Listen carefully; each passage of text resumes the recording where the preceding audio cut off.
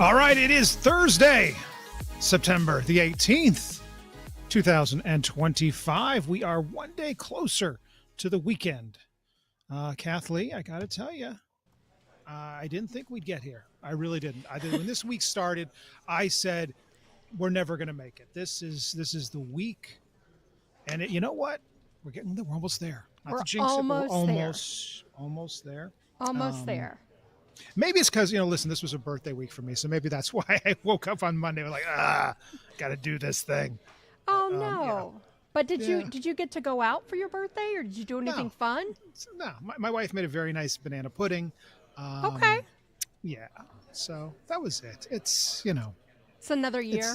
It's another year. Yeah. So, it's been good. So, but yeah, we're almost to the big weekend. We have a lot going on out there in the greater Central Florida region, and that invest out there in the Atlantic doesn't. I don't know. Let's bring David in here. Dave, stuff Candace was showing, and even like Jonathan last night. This thing is, it's out there. It's kind of. I mean, it's not organized. It's not really doing much. I kind of feel bad for it. I'm like, we need to have a hurricane intervention and be like, get your act together, be a respectable storm. Disgrace. I fully agree, especially given the fact that we are waist deep by now in the peak of the hurricane season. You'd think that we could afford at least one quality tropical system out there, but no. As myself and meteorologist Michelle Morgan love to laugh about, we characterize that system as slop. We love some good slop out there. It is. Listen, I want a good, impressive Cat 4, Cat 5, just staying out away from us, but something nice on the radar, and this, you look at this, it looks like a, yeah, no, it's definitely not quite it. And I'll go ahead and pull up this right now, as a matter of fact. This is Tropical Storm Gabrielle, and you blink and you'll miss it. If it weren't for my red swirling icon there, you probably wouldn't even be able to tell where the tropical storm really is. This thing is incredibly diffuse. Dry air has chewed it up and spit it out pretty much at all levels. In fact, the tropical wave there back behind it that was initially highlighted by National Hurricane Center, now it no longer is, actually looks a little bit more impressive than our current tropical storm. But regardless, National Hurricane Center still has this puppy sitting there at 50 miles an hour in the center. We haven't had reconnaissance aircraft go in quite yet, but still coming in at about a 50-mile-an-hour tropical storm with a central pressure that has come down about 2 millibars since we met this time yesterday. We're down to 1,004, and notice we have officially leveled out on more of a westerly trajectory, moving at about 15 miles an hour. It's finally slowed down now that we're done playing tango with the upper low that initially wiped it out to begin with. Now, in terms of the forecast track, nothing much has changed. National Hurricane Center is still confident we see gradual organization and gradual intensification as we go between now and late this weekend. Excuse me. And then by early Monday morning, maybe if it plays its cards right and we can actually moisten the environment near that low-level spin, we'll actually start to see thunderstorms fire back up, and we'll be on our way to seeing our next hurricane of the 2025 season. Right now, that's neither here nor there. We'll have to just continue to keep an eye on it. You can see we have finally gotten through the left-hand column of names. Coming right up next looks to be Umberto out there. We'll have to watch a current area of interest highlighted off the west coast of Africa. And then there's another wave, a little suspect area that I wrote an article over on clickorlando.com that I think a couple Floridians out there might find interesting, or maybe more. I know hurricane season hasn't quite played by the rules, but I personally see a signal out there, and I think it's worth keeping at least one eye on. One other thing I'm watching here, too, is if you look at the live radar for our neighborhood today, did you notice that little polygon that popped up in Volusia County and then disappeared as we got closer to the 12:30 mark? That, believe it or not, was a special weather statement issued by National Weather Service because apparently there was a trained spotter in that area of Volusia County, right along the coast, that actually witnessed a water spout from that very weak and very disorganized cell out there. It goes to show the water temperature temperatures just off our coast, coupled with that sea breeze trying to work in with that extra moisture we have out there, does have enough oomph behind it to produce some pretty substantial weather. Now, we're not predicting anything like that for interior Florida or anything inland for that matter. This was definitely a one-off type of ordeal right off the immediate coastline. And this is precisely why when you look at the water vapor setup, we've got that tropical moisture surge continuing. And as a result, notice how our humidity continues to climb. We're starting to see more and more frequent 70-degree or 70%, 80% relative humidity. And then when I zoom you back out, look at the dew point gradient as well, the overall available moisture in the atmosphere. You can notice that Tallahassee, Jacksonville were in the low to mid 60s, but then as you rapidly move further south of the Florida Peninsula, Orlando, Tampa, marinating at 71, Fort Myers, West Palm Beach, 75, and then all the way down in Key West, they are in full-fledged tropical air down there. Now let's go flying around Central Florida. Take a look at your temperatures right now. We're in the low 80s across the East Coast. And you see Cape Canaveral, very cozy out there, only 77 degrees this afternoon, which I think is phenomenal. I wish I could be out there given the News 6 Extra weather brief from a distance. Not that I don't enjoy the studio and everyone's wonderful presence, of course, but looking inland, however, our temperatures do get ratcheted up just a little bit. Orlando, we're coming into 84. Apopka trying to overachieve today, sitting around 87. Your forecast highs don't quite seem to cut it, though. We're not looking too warm. It looks like we're going to maintain that pseudo fall-like temperature outlook, but because of that extra humidity, unfortunately, it will feel a little warmer for some of us. Notice Leesburg, the Villages, Ocala, and Gainesville all coming in at or above 90 degrees. So in terms of your day today, temperature is fairly tame. It's the humidity that continues to climb. More showers and thunderstorms are possible during the warmest portions of the day, and I want to walk you through exactly what that looks like. And notice, as the clouds and rain model goes through, because of that extra moisture out there, things just seem to bubble. Things just kind of bubble up. No real definitive trigger or any activator for a strong cluster of thunderstorms. Nope, everything just kind of comes to a slow simmer and eventually a boil by about the 4 or 5 o'clock hour once we hit the warmest part of the day. Then after that, as we taper off the daytime heating, may have some straggling showers and snap, crackle, pops of lightning out there by about 6, 7, 8 o'clock. And then by 9 o'clock, notice how off the East Coast the model is thinking those warmer water temperatures could reinvigorate some of our thunderstorms out there. We'll keep an eye on it, but overall, by sundown, we're looking pretty good out there across Central Florida.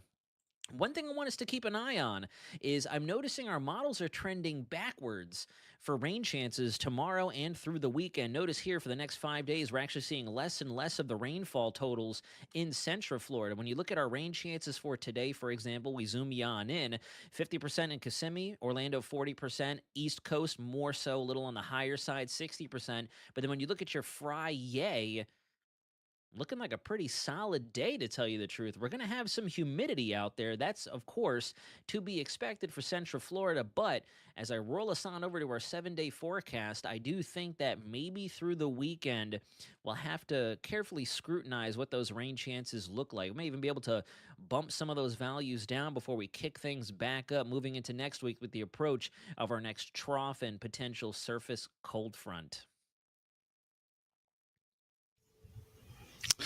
Cold front, you singing my favorite song. Is it actually going to, like, here's the thing, and this is 25 years of broadcast experience. I hear meteorologists say cold front, and I have to remind myself it doesn't necessarily mean things are getting colder. You guys are tricky. No, unfortunately. Tricky, in Florida, tricky when bunch. we say exactly. In Florida, cold front is basically synonymous with it's going to rain a little bit more. Very disappointed in you, David. I've got to say, I think I speak for everyone. Shame. Sorry about that, Chris. Sorry to disappoint, especially on this Friday Eve. Friday Eve, we're almost there. Okay, thank you, David. We will check back in with you tomorrow as we get the weekend weather. All right, back here at home. If you were watching News 6 last night, you saw this as breaking news. And of course, we had this covered this morning as well. A death out at Epic Universe, the newest of our theme parks here in Central Florida. Epic Universe opened just a couple of months ago to be Universal Studios' third theme park. Volcano Bay as well, but their third theme park behind Universal Studios, and then Islands of Adventure, and then Epic Universe. The call came in Wednesday night that there had been a rider who was unresponsive after riding on Stardust Racers. It's a coaster that's kind of dueling coasters. It's a launch coaster, and one of their more intense rides out there. But the call came in that a man was unresponsive. Mark Lehman's been digging into the story, talking to the Orange County Sheriff's Office, and trying to get some more information about what happened. Earlier today, the sheriff's office released an update saying it was a man in his 30s who became unresponsive and later died after riding a roller coaster here at Epic Universe. The ride was closed, and in the hours that followed, deputies responded to launch an investigation. A spokesperson for the theme park released a statement last night saying, in part, Universal is cooperating with the Orange County Sheriff's Office following a tragic event involving a guest at Epic Universe on Wednesday night. The guest became unresponsive after riding Stardust Racers and was transported to the hospital where the guest later died. Stardust Racers has been one of the most popular attractions at Epic Universe since it opened in May. It's a dual launch racing coaster that reaches speeds up to 62 miles per hour and heights up to 133 feet. The ride is described as Epic Universe's most thrilling coaster experience with unique maneuvers along 5,000 feet of track. Now, as for what happened at this point, it's unclear. Right now, we're working to learn more about the investigation, if possibly the man who died had a previously existing medical condition that could have led to an episode on the coaster. As soon as we learn any new details, we will let you know. Reporting in Orange County, Mark Lehman, News 6. You know, we often think about these things and how tragic they are, because the theme parks is, let's face it, this is what Central Florida is known for. We are known for being a great family destination, a great theme park destination. And the theme parks, be it SeaWorld, Fun Spot, Disney, Universal, I think they all do their best to, educate people about the rides to make them as safe as possible. But, sometimes accidents happen, sometimes things happen. And so, of course, we'll continue to follow the story and bring you any new information as it becomes available. Turning now to the world of entertainment, ABC has suspended late night talk show host Jimmy Kimmel. The suspension is indefinite, and it comes after some outcry for some affiliates. It also comes after the head of the FCC, Federal Communications Commission, made some comments. Now, this is all downstream of last week's assassination of conservative commentator Charlie Kirk. And Jimmy Kimmel, as many late night talk show hosts do, was discussing this. And whether or not he went too far, that is, of course, going to be very much a subjective comment. But ABC has made the decision to suspend him indefinitely, and reaction has been swift and from all realms of the political aisle. CBS's Jonathan Viglotti has the very latest from Los Angeles. Jimmy Kimmel. Days after police arrested the man suspected of assassinating conservative activist Charlie Kirk, this was Jimmy Kimmel's reaction Monday night. We hit some new lows over the weekend with the MAGA gang desperately trying to characterize this kid who murdered Charlie Kirk as anything other than one of them and doing everything they can to score political points from it. In response, FCC Chairman Brendan Carr, a Trump appointee, appeared to threaten broadcasters Wednesday while speaking on a conservative podcast. They have a license granted by us at the FCC, and that comes with it an obligation to operate in the public interest. I mean, look, we can do this the easy way or the hard way. These companies can find ways to change conduct, to take action, frankly, on Kimmel, or, there's going to be additional work for the FCC ahead. Hours later, Nexstar, the country's largest local broadcasting group, announced it would preempt Jimmy Kimmel Live for the foreseeable future on its stations, calling his monologue, quote, offensive and insensitive at a critical time in our national political discourse. And shortly after, ABC said it would pull its late-night host off the air indefinitely. CBS News legal contributor Jessica Levinson. When a private employer takes action against a private employee for speech, that's not a First Amendment issue. That, generally speaking, is an employment-based issue. Celebrities like Ben Stiller and Gene Smart were quick to defend Kimmel. Comedian Wanda Sykes, who was scheduled to appear as Kimmel's guest Wednesday, accused the Trump administration of ending free speech. Hey, for those of you who pray, now's the time to do it. Love you, Jimmy. Reacting to the news Wednesday night, President Trump called it great news for America. Kimmel has routinely taken aim at the president in his late-night monologues, and he's subsequently been a target of Trump's ire, including after CBS announced it was canceling its late show franchise with Stephen Colbert, citing financial concerns. I guess that wasn't enough for El Presidente because he posted, the word is, and it's a strong word at that, Jimmy Kimmel is next to go in the untalented late night sweepstakes. You want us to be canceled because we make jokes about you? I thought you were against cancel culture. I thought that was like their whole thing. We must be careful not to allow the government to punish critics simply because of content.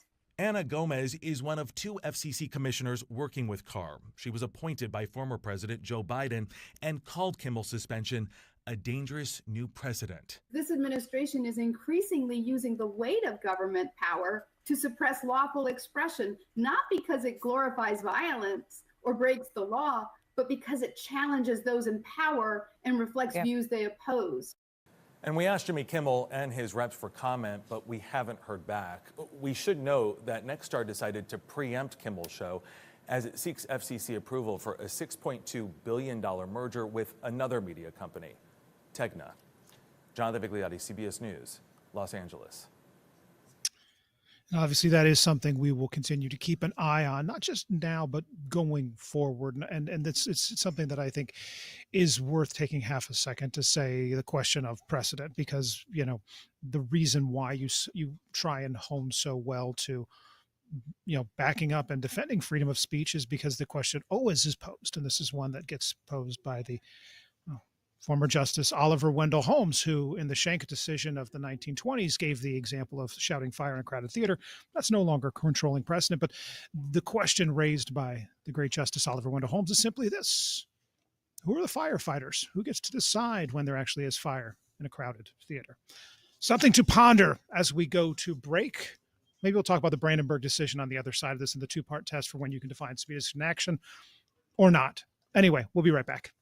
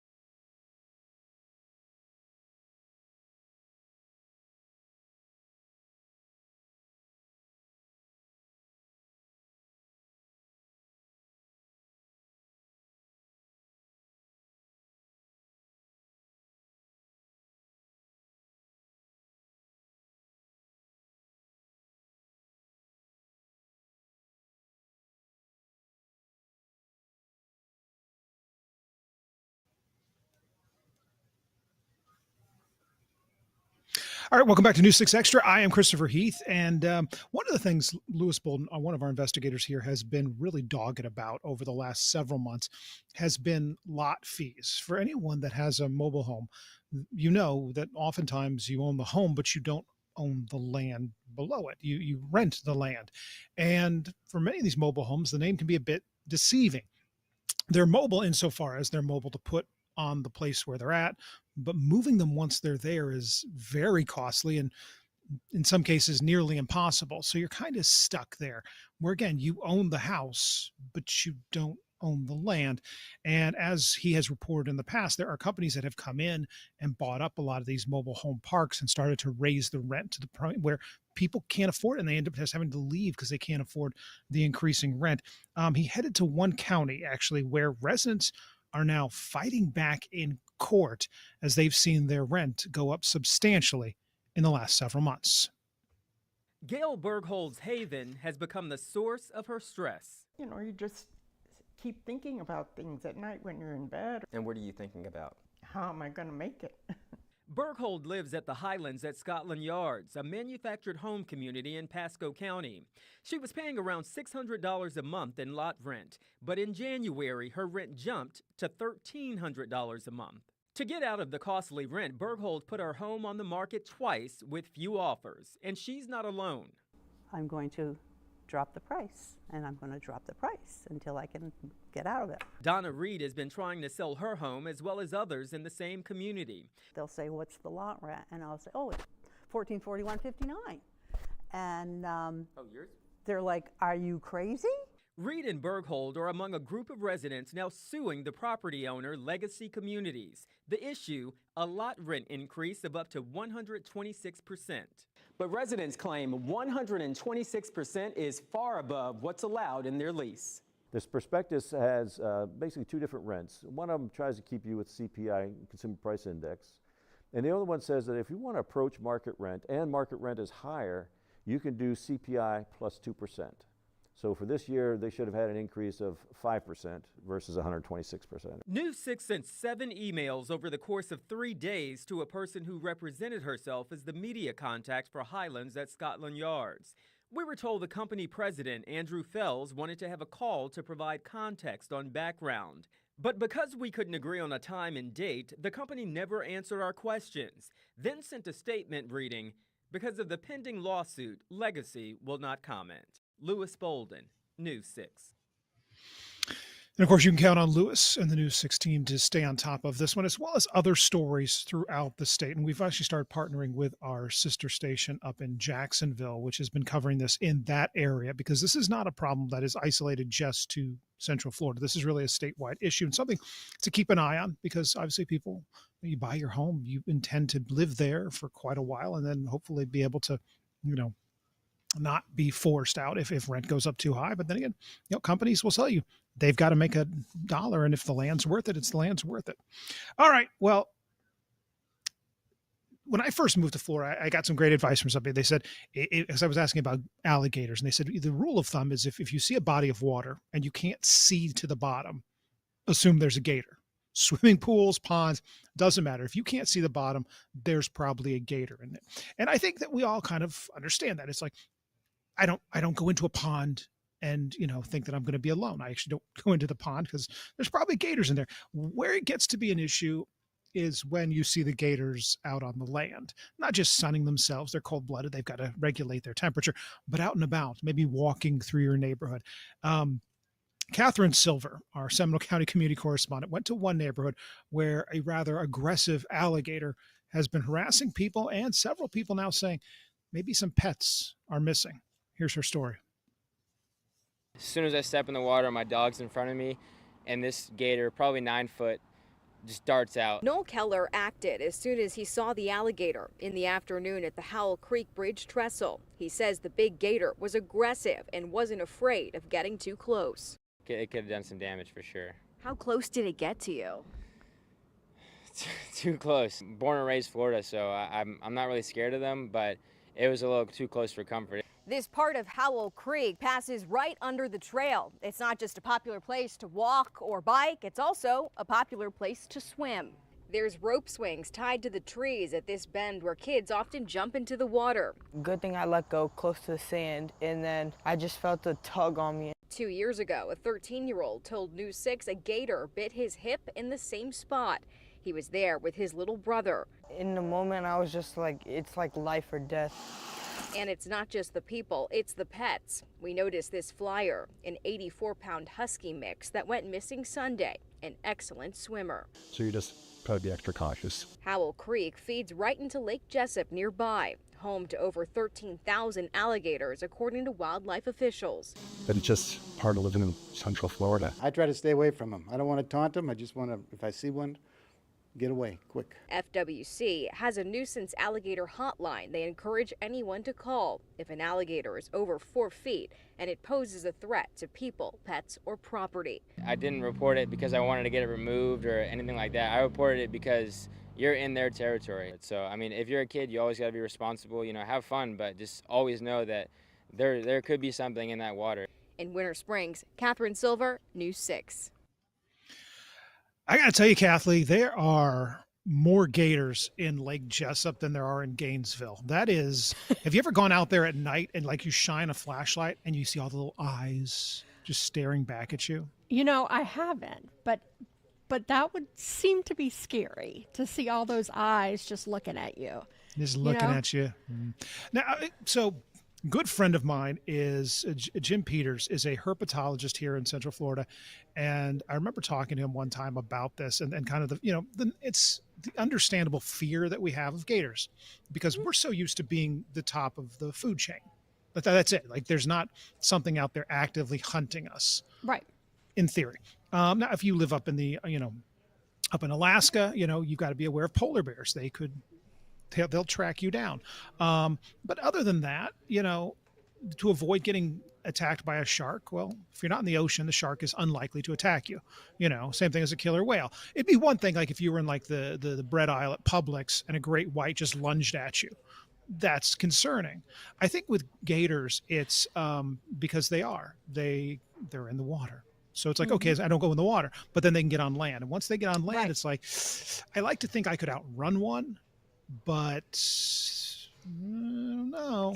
I don't know. They can move pretty fast. I wouldn't be able to outrun them. I think it's a distance thing. It's a distance thing. Yeah. If you get enough distance, they can't keep up. They got the little legs. They do have little legs, but I just try. I take the advice that your friend gave you. If I can't see at the bottom, I just don't go in the water. But so what Jim was getting at when he was trying to explain this to me, he said something to think about. They are cold-blooded. So unlike you and I that have to eat pretty much, we're warm-blooded, we have to keep the metabolism up. We have to eat, all the time. They'll eat like one large mammal, a large rodent or something, and they're good for quite a while because they're going to hit down there and they're going to regulate their temperature. They're going to stay warm. They're going to, go lay on a nice flat rock. So if you don't, now breeding time's different, but if you don't mess with them, they're not likely to mess with you because it's going to take them a lot of energy to fight you because you're as big as them or bigger for most gators. And, you're not necessarily a snack. Now they'll defend themselves, but they're not looking at you and thinking, I'm going to eat you because you're pretty big. Like human beings are pretty big compared to gators. Whereas when you start seeing the pictures of the pets, yeah. Right. That's why I have a small dog and I avoid walking her anywhere near lakes, ponds, anything, because you never know what's lurking in there. And she, they said that 84-pound husky went missing. Like my little 15-pound dog, that would be a snack for those gators. Little snack. Yeah, it's too bad. Okay. Do we have time for our final story or should we put a pin in it and come back tomorrow? We can come back tomorrow. It's up to you. Okay, we'll call that a deep tease then in the biz. It is a deep tease. If you come back to News 6 Extra tomorrow on Friday, we'll tie up all the loose ends. You'll find out who murdered the butler. You'll find out who's been having a secret affair with who and what our last story would have been had I not gone so long with my gator diatribe. You know what? We'll blame Nazario, actually. Had he not gone as long, you'd have seen this story. Yeah, poor David. He's not even here to defend himself. No, he's not. Not only does he lie to you about cold fronts, it's his fault you're not getting this fantastic last story that we were going to give you today. We'll hold it for tomorrow. We'll hold it for tomorrow. We'll hold it for tomorrow. See, the show's already like a sixth of the way there. Our Friday's looking better by the moment. All right, Kathleen, thank you so much, as always, for helping to put this together. Thank you to David for what he did. And Thank you to you for watching. I really appreciate it. Every day, this is so much fun. So anyway, we'll be back here tomorrow at 12:30 to do this all over again. Of course, we break news all the time on clickorlando.com, and we'll be on the air today starting at 4 o'clock. We'll see you back here tomorrow at 12:30.